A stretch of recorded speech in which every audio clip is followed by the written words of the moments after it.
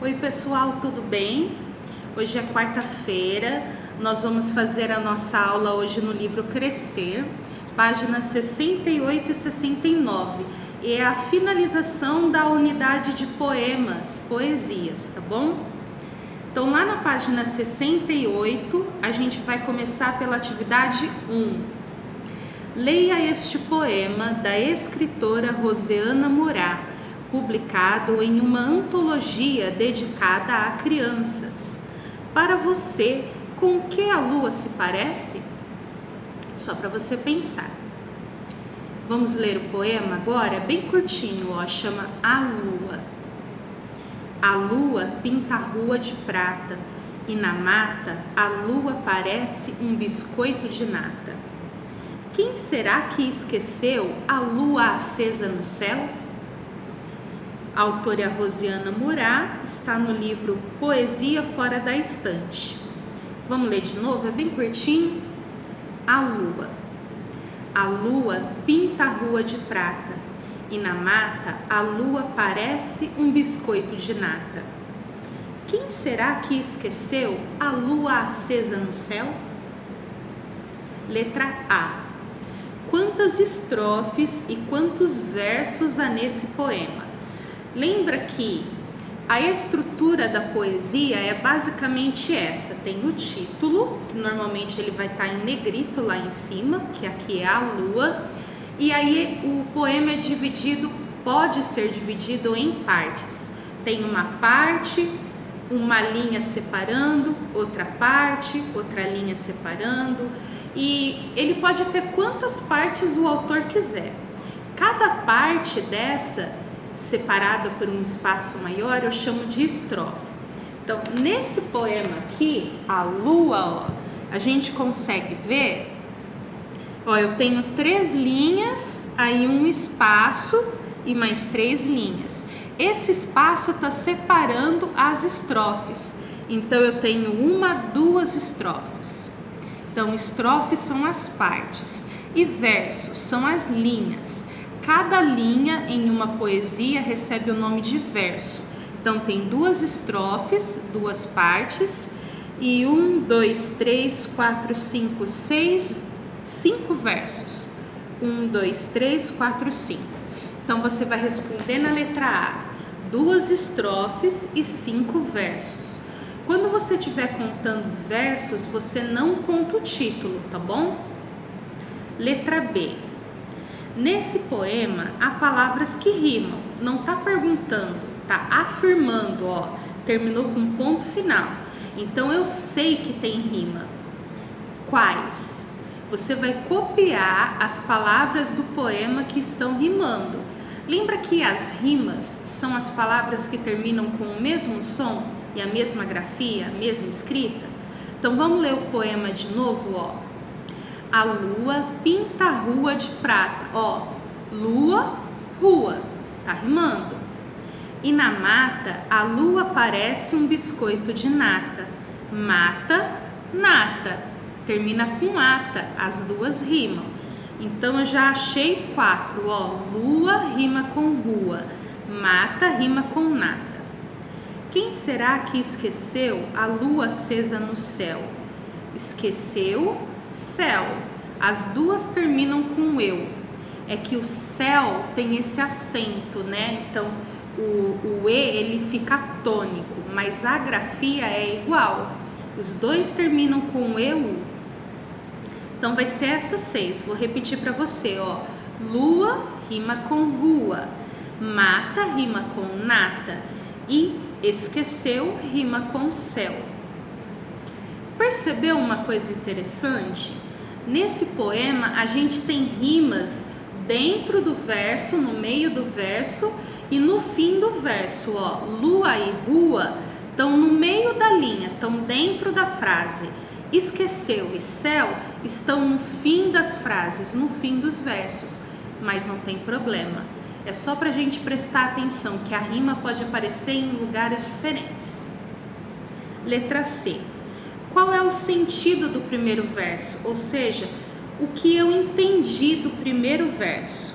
Lembra que verso é a linha. Então, primeiro verso, primeira linha. Vamos ler de novo o primeiro verso, ó. A lua pinta a rua de prata.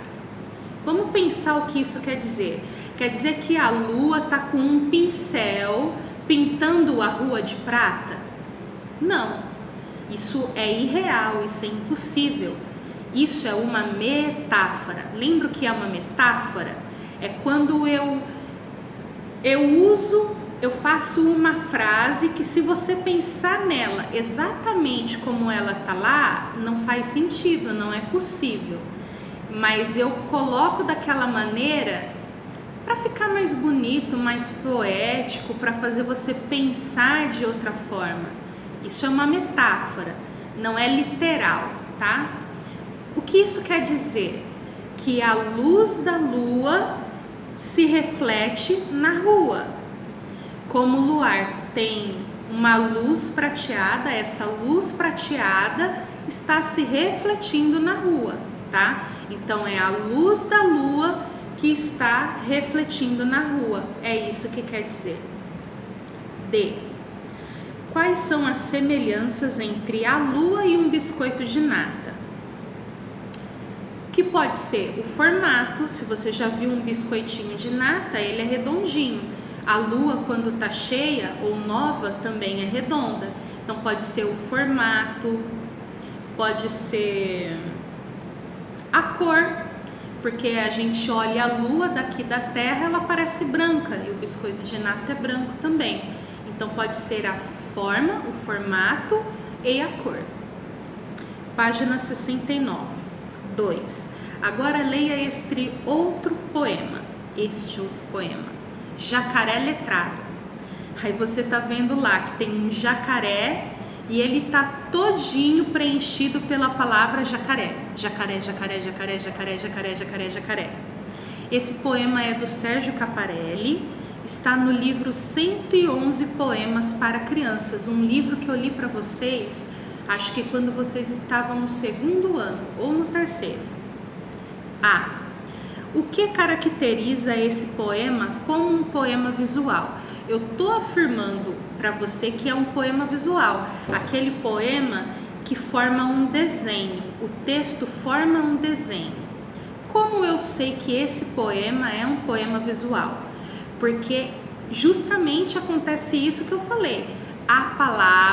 As palavras estão unidas para formar uma imagem, um desenho.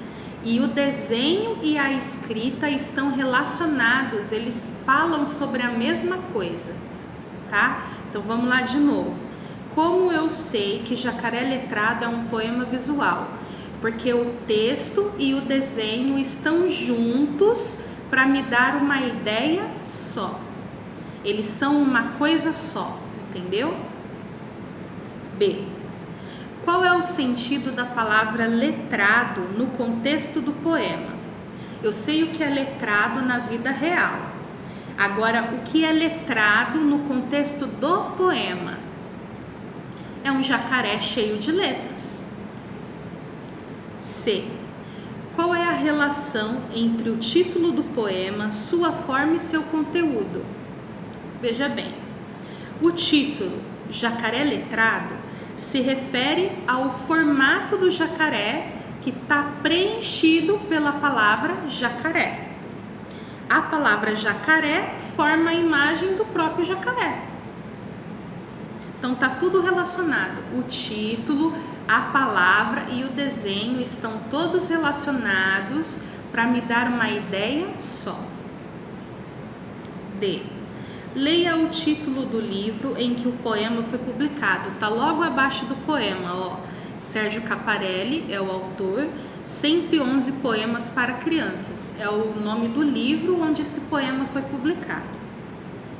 Quem são os possíveis leitores desse poema? Óbvio que são crianças, porque o livro chama 111 Poemas para Crianças. Quer dizer que um adulto não pode ler esse livro? Não. Qualquer pessoa pode ler esse livro, mas quer dizer que quando o autor escreveu esses poemas e publicou esse livro, ele fez pensando nas crianças, tá? Em sua opinião, qual é a finalidade desse poema? Isto é, Que reação ele pode provocar no leitor? Esse poema foi escrito para provocar o que em você? Alguma emoção, com certeza. Qual seria? Esse poema Jacaré Letrado, que emoção ele pode despertar em você? Raiva? Acho que não, né? Angústia, ansiedade, nervosismo, alegria, tristeza, humor. Eu posso achar engraçado. Se você achar engraçado ou divertido, ele despertou o seu humor. Então, qual é o sentimento, a reação que o poema quer provocar em você? 3. Explique o título desta unidade de seu livro, Brincar com Palavras. Você não precisa escrever essa resposta, é só para você pensar. Hoje a gente terminou a unidade Brincar com Palavras, que foi uma unidade onde nós estudamos os poemas escritos e os poemas visuais, que são esses poemas onde a palavra, né, o texto, ele forma uma imagem e a imagem e o texto estão juntos para me dar uma ideia completa. Assim, o autor ele precisa da imagem e do texto para transmitir para você tudo que ele quer transmitir. Por isso que a imagem e o texto formam uma coisa só. Essa é a grande diferença do poema visual. Tem esse lance da imagem, que no poema tradicional só escrito não tem, tá bom? Você precisa escrever a resposta da 3? Não. É só para você se lembrar que quando o texto, né, a nossa unidade, ela recebe o título de Brincar com Palavras, é para você perceber que a poesia é uma forma de brincar com as palavras. Olha esse exemplo mesmo do Jacaré Letrado. É uma grande brincadeira, ele só repetiu várias vezes a palavra jacaré para formar o jacaré. Não é bacana? Então, poesia, fazer poesia, é sim uma maneira de brincar com as palavras. Mas não precisa escrever isso em lugar nenhum, tá bom? Beijo, fiquem com Deus.